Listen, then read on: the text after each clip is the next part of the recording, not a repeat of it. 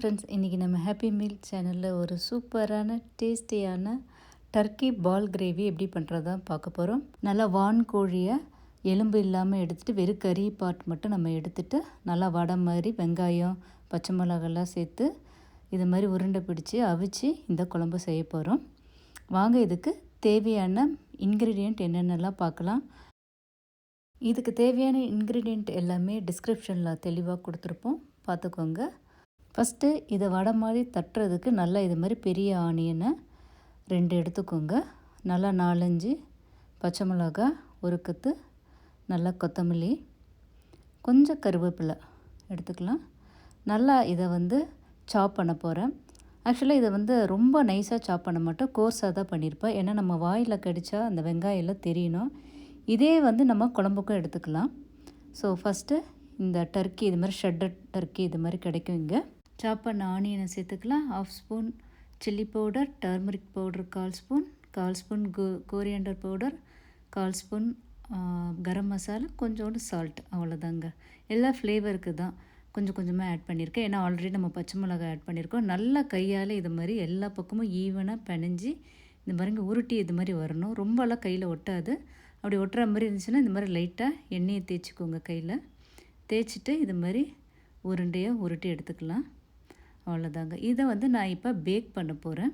So அதனால் நல்லா எண்ணெயில் இந்த ஷீட்டில் தடவிட்டு அப்போ தான் ஒட்டாமல் இருக்கும் அடியில். இது மாதிரி குட்டி குட்டியாக உங்கள் சைஸ்க்கு ஏற்ற மாதிரி நீங்கள் உருட்டி இதில் வச்சுக்கலாம்.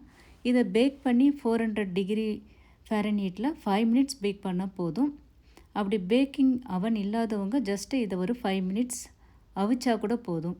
நல்லா சாஃப்டாக இது மாதிரி இருக்கும். இப்போ நம்ம சட்டியில் 4 ஸ்பூன் கடலெண்ணெய் விட்டுட்டு நல்லா காயவும் 2 ஸ்பூன் சீரகம் சேர்த்துக்கலாம். நம்ம சாப் பண்ண வச்சா மீத உள்ள அந்த வெங்காயத்தையும் பச்சை மிளகா அந்த கறி லீவ்ஸ் எல்லாத்தையும் சேர்த்துக்கலாம். இல்லை நீங்கள் சாப் பண்ணாமையே கூட நீங்கள் இதை கையிலே கூட நீங்கள் தனியாக கட் பண்ணி எடுத்துக்கலாம். உப்பு நல்லா போட்டுட்டு நல்லா ஒரு கொத்து கருவேப்பிலை, ஜிஞ்சர் கார்லிக் பேஸ்ட் 1 ஸ்பூன் சேர்த்துட்டு நல்லா வதக்கணும். வதக்கினதுக்கப்புறம் நம்ம தக்காளியை சேர்த்துட்டு சில்லி பவுடர், தனியா பவுடர், சீரக பவுடர், அவ்வளோதாங்க. நல்லா இதை வதக்கி விடணும். இந்த பவுலில் கழுவுன அந்த தண்ணி கொஞ்சம் சேர்த்து வதக்கிக்கலாம். இப்போ இதுக்கு தேவையான பேஸ்ட்டுக்கு கேஷ் ஒரு 8, 2-3 வால்நட்டு, அதுக்கப்புறம் 1 ஸ்பூன் பெருஞ்சீரகம், 1 ஸ்பூன் கசகசா, அதுக்கப்புறம் நம்ம இப்போ வதக்கி வச்சுருந்த அந்த வெங்காயத்தை 1 ஸ்பூன் ஒரு கரண்டி எடுத்துக்கலாம். அரை தக்காளி, அவ்வளோதாங்க. இதை நல்லா மைய பேஸ்ட் மாதிரி அரைச்சி எடுத்துக்கலாம். ஸோ இதுதான் இந்த குழம்புக்கான பேஸ்ட்டு. நல்லா இதை வதக்கின பிறகு நம்ம அந்த பேஸ்ட்டையும் இப்போ சேர்த்துக்கலாம். சேர்த்துட்டு நல்லா அந்த மசாலாவோட பச்சை வாசனை போகிற அளவுக்கு நீங்கள் குறைச்சி வச்சு நல்லா வதக்கிக்கோங்க. நம்ம ஆல்ரெடி வதக்கின ஆனியன் தான் இதில் சேர்த்துருக்கோம். அதனால் ரொம்ப வதக்கணும்னு அவசியம் இல்லை. இந்த பேஸ்ட்டை நல்லா அந்த பிளெண்டரை கழுவின தண்ணியை நல்லா ஊற்றிக்கோங்க. அது மாதிரி அந்த டர்க்கி பாலை நம்ம அவிச்சிருப்போம்ல, ஸோ அதை இது மாதிரி ஃபோர்க்கில் நல்லா குத்தி குத்தி போட்டால் தான் நம்ம உள்ளே அந்த குழம்புளோட சாரெல்லாம் உள்ளே இறங்கி டேஸ்ட்டாக இருக்கும் நமக்கு. ஸோ அதனால் போடுறப்ப ஒன்றும் நல்லா ஒரு பெரிய ஊசியில் கூட குத்திக்கோங்க. அப்படி இல்லைன்னா இந்த ஃபோர்க்கிலே நல்லா குத்தி அதை ஒன்று ஒன்றா இது மாதிரி ஈவனாக எல்லா இடத்துலையும் நீங்கள் எடுத்து வைங்க. இந்த பேக் பண்ணுறப்போ உள்ள தண்ணியும் இருக்கும். ஸோ அந்த தண்ணியும் நீங்கள் கரெக்டாக இதிலே சேர்த்துடணும், கீழே ஊற்றிடாமல்.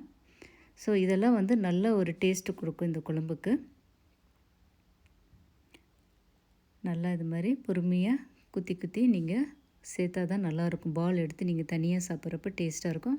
ஸோ நான் பேக் பண்ண அந்த தண்ணியையும் இதில் சேர்த்துட்டேன்.